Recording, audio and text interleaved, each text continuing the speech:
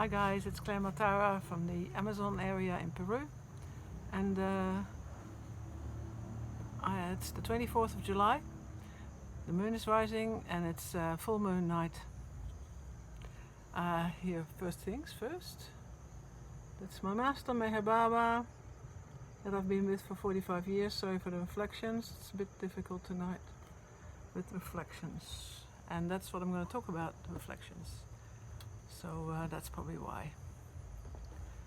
Okay, everybody knows I work with ayahuasca. This is one of the ayahuasca pieces, and a tea gets made out of this, and every once in a while we use it for healing people, curing people. There's another piece of it, and this is a cut through the middle, so it's kind of cute. Yep.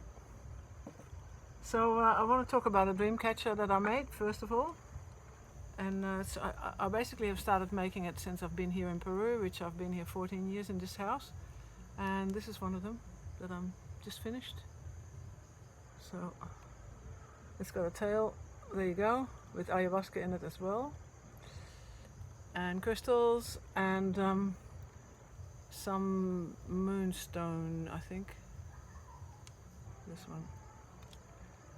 Right, so I wanted to, I make these works completely intuitively, and I don't really know what I'm going to make before I start. So I don't actually set out with a specific intention. I basically just play with it and allow it to take shape. And this one's been a bit different from the others. So then I was sort of talking to myself and asking what kind of energy does the tarot think about it? What sort of card will the tarot cards give me? And I got this one, and it's the moon. It's a priestess. I don't know. It's very hard to see her. Yeah, there we are. And it also relates to the high priestess, which is this card. Very hard to see. Yeah. All right. So then, when I posted that on Facebook, we got into a big heated debate about Meher Baba and tarot cards. I use different tarot cards, and this one is from the Doreen Virtue book, Angel Cards, and both these cards relate to the angel Haniel.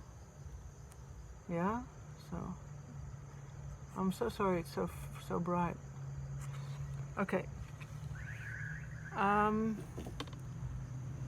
Yeah, the thing about tarot cards is that it can be dangerous to use because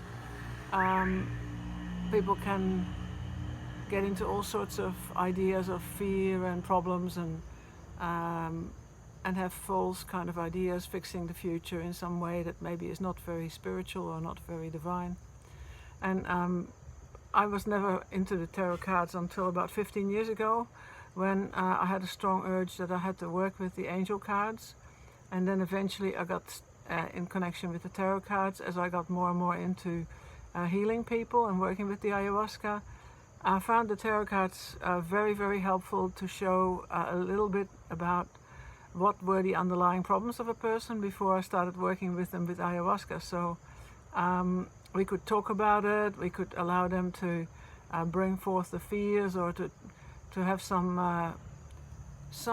knowledge of what was kicking around in their unconscious, in their subconscious, yeah? And the moon is very much related to the subconscious as well, and to intuition. It's only just one of the cards, so it's not that's not what all there's to it, but it's just what I'm feeling at this moment. And I've also want to tell you a story of a young lady who stayed at my house for a little while, and she went with me on the bus back to Iquitos, and halfway during the journey she wanted to get out of the bus. She got into a panic and wanted to get out of the bus. And I said, "What's the matter?" And she said, the driver is looking at me funny, and I hate him and I don't want to be here. I said, well, come on, sit with me, and it's a long way to walk, so let's just stay here in the bus until we get out, and I'll be here with you. And so we did. The bus driver didn't understand what was going on, but he just drove the bus. And it made me really think about projections a lot, because, well, barring the possible karmic links with that man, but I don't think there was anything too special about it. And it was a very, very casual contact. And she was basically seeing monsters everywhere. Everyone was ready to rape her or to do something horrible to her. And I realized that it was her mind playing tricks on her the whole time, and it was to do with trauma that she had from when she was very small, which had fixed an impression on her, and she ended up kind of reliving it a lot, all the time basically, and it had actually shaped her whole life. So here I'm going to the Osho cards, and here is a card that's called it's called projections. And so here is a male and a female looking at each other, and they are not actually seeing each other as they really are. They're not seeing the other person as what that other person really is. And here is another card that's from Osho, which can also be very helpful sometimes. It's about how people feeling excluded and have this dream that there would be somebody who is perfect and would make everything all right. And there's one more card that is on that theme, and that's the Lovers. And in Osho, he makes it very nice. They are kind of just welded together in the heart. But in many other card decks, the Lovers is a bit of a trickery card, where people have to be very careful about the decisions they make. So anyway, talking about the reflections, how does that happen? I understand from what Meher Baba has said in the discourses that we all are bubbles of divine consciousness, and we are journeying like bubbles on a great ocean into separateness as bubbles, but they're not really any different from the ocean. But at the moment they experience themselves as bubbles. So if you think of a round thing, like a round thing, and it's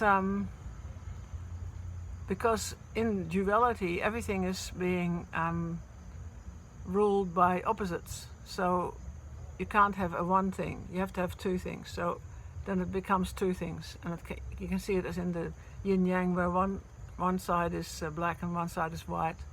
So they make sort of like opposites to each other. And I understand that when you are in female form, your male form has to be repressed, so that we actually neither male nor female in spirit form, but we can take on the impressions of being more female or more male. And